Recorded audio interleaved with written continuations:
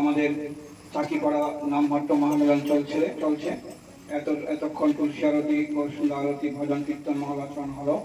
এখন আমরা শ্রীমদ্ ভগবত গীতার থেকে একটি শ্লোক পাঠ করে শ্রবণ করব, সকলের আত্মকল্যাণের জন্য, সকলের মঙ্গলের জন্য। যেহেতু আপনারা যারা এসেছেন সকলকে সাদর অভিনন্দন, শুভেচ্ছা। যেহেতু আপনারা এত গরমেও আপনারা যুক্ত হয়েছে, এই জন্য সকলকে ধন্যবাদ, তাই না? যেহেতু শাস্ত্রে বলা হয়েছে যে মেঘপূর্ণ দিন, এরকম গরমের দিনও দুর্দিন নহে যদি আমরা কৃষ্ণ ভজনে থাকি। যদি ভালো দিন আমরা কৃষ্ণ ভজন না করি তো এটা হলো দুর্দিন। এখানে বলা হয়েছে যে দুর্যোগ গরম বা দুর্যোগপূর্ণ দিন বা সবচেয়ে ভয়ঙ্কর দিন কোনো ভয়ঙ্কর না যদি আমরা কৃষ্ণ ভজনে থাকি। আর যদি ভালো দিন আমরা কৃষ্ণ ভজন না করি তাহলে এইটা হলো দুর্দিন। কথা বোঝা গেল? ওটা দুর্দিন কোনটা? যেটি কৃষ্ণ ভজনা হবে না সেটা হলো আজকে খুব গরম, এটা দুর্দিন না। যেহেতু আমি নাম হচ্ছে আছি, এটা দুর্দিন বলা যাবে। এই জন্য লক্ষ্য রাখতে হবে যে মেঘপূর্ণ বা ভয়ঙ্কর দিন দুর্দিন নয়, কৃষ্ণ কথা বিহীন দিন দুর্দিন। বোঝা গেছে? এই জন্য দেখুন এত গরম, সেটা কল্পনার বাইরে। অর্থাৎ আমি আমার যে অভিজ্ঞতা, আমার তো বয়স যেরকমই হোক, আমি এরকম গরম আমি আমার জীবনে কোনদিনই পাই না। নিজের অভিজ্ঞতার থেকে আমি বলছি এত। আর এটা এরকম হয়ে যাবে কারণ হচ্ছে কি, প্রকৃতির ভারসাম্য হারিয়ে গেছে। যে অত্যাধিক প্রযুক্তি, কি বলে এটাকে? অত্যাধিক প্রযুক্তি, বিজ্ঞান। এত যে প্রযুক্তি, এই প্রযুক্তির ফল হচ্ছে, বোঝা গেল? এত প্রযুক্তি যেটা প্রকৃতির ভারসাম্য হারিয়ে ফেলেছে, এটাকে বলা হয় আসরিক সভ্যতা। কি সভ্যতা? কি সভ্যতা বলুন?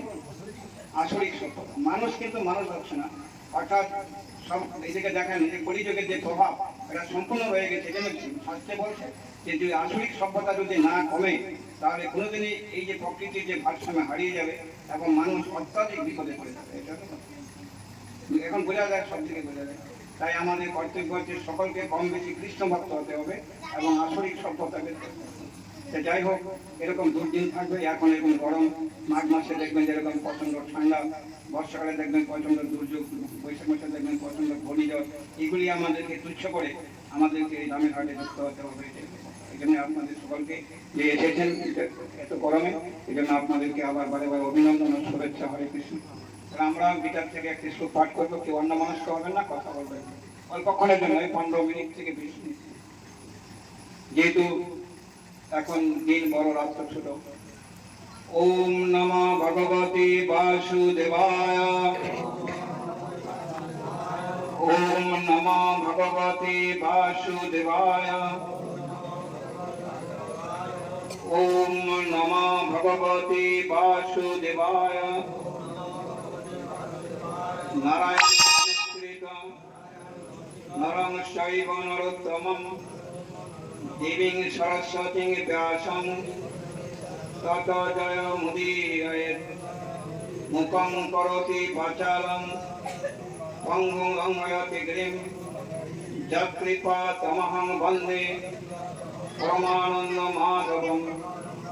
জয় শ্রীকৃষ্ণ চৈতন্য প্রভু নিত্যানন্দ শ্রী অদ্বৈত গদাধর শ্রীভাসরি গৌর ভক্তবৃন্দ।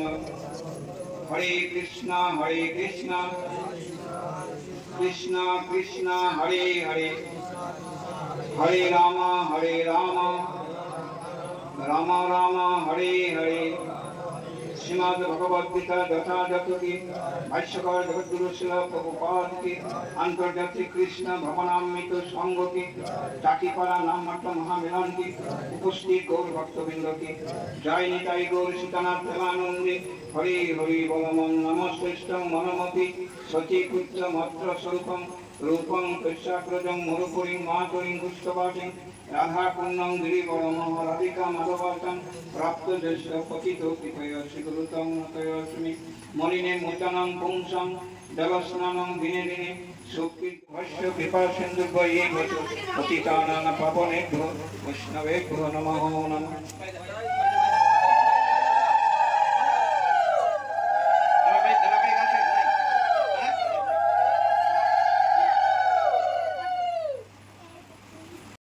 কলিযুগে মহাপ্রভু নিত্যানন্দ প্রভুর দ্বারা এটা জগতে কি হয়ে গেছে, প্রকাশিত হয়ে গেছে। বুঝা গেল? এটা গোপন ছিল, এটা একদম গোপন ছিল। নিত্যানন্দ প্রভুর দ্বারা এটা কি হয়ে গেছে, প্রকাশিত হয়ে গেছে। এরকম অর্জুন কুরুক্ষেত্রের রণাঙ্গনে আজকে অর্জুনের সামনে এই হচ্ছে গুহ্য গোপন কথা কি হয়ে গেছে, প্রকাশিত। সবাই বলেন অপিতে যে সুদরাচার ভজতে মাম অনন্য ভাক সাধুরেব মন্তব্য সম্যক ব্যবসিত হিস। সবাই বলেন অপিতে সুদরাচার ভজতে মাম অনন্য ভাক সাধুরেব মন্তব্য সম্যক ব্যবসিত হিস।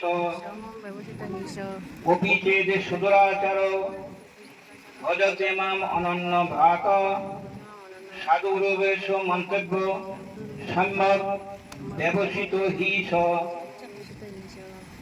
আবার আরেকটা শ্লোক বলুন, একটার সঙ্গে একটা মিল আছে। এটা ক্ষিপ্রং ভবতি ধর্মাত্মা সশান্তি নিগচ্ছতি কন্তীয় প্রতি জানিহি নমে ভক্ত পনশ্যতি।